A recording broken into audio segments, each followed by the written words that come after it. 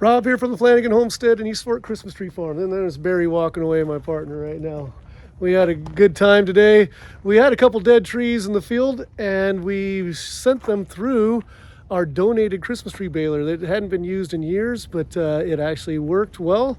We're still looking for things on maintenance or what we have to do or whatnot, but we're excited that we have a baler to use this year. We're gonna make it look nicer in future years. But it's all functioning. While trying to make sure the baler works and do another maintenance, we just decided to check the hydraulic fluid. It is not supposed to look milky white. It's been compromised with water. We are going to need to flush that and put a new filter and new hydraulic fluid in. The young man you see with me here is my youngest son, Isaiah.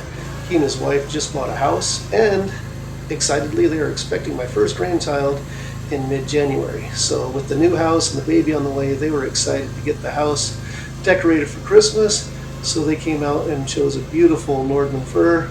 And this is November 8th, so this is really early. I told them you have to take a Nordman if you're going to go this early because they last so long.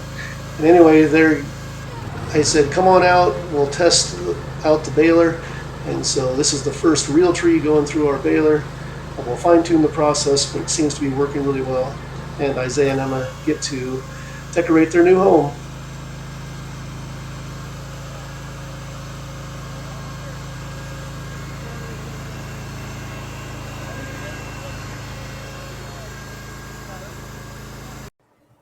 And here is the tree just a few hours later. Good job, Emma. We were just testing different ways of parking in our new parking lot and how we're going to line that. Many of you saw the video the other day. We moved the shaker. An excavator just picked up the concrete slab and everything. We were working on that, tuning the belt and getting it ready to go. So the Christmas tree farm is on their way.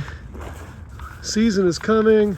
The big the wedding barn is going to have product in there today. And we just started moving our petting zoo to behind this little barn.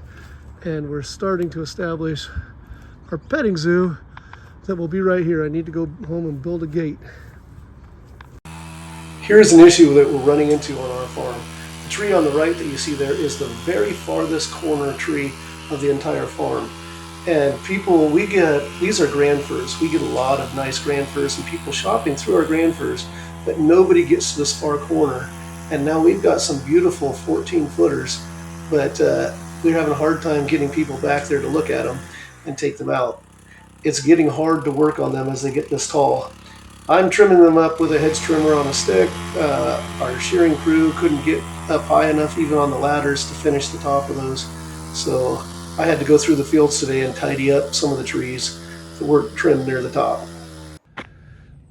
So that's just a brief update on what's going on at East Fork Christmas Tree Farms.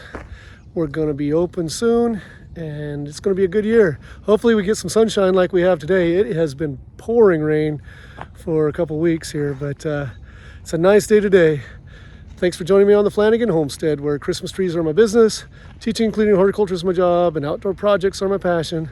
Hope to see you again soon. Be blessed, everyone.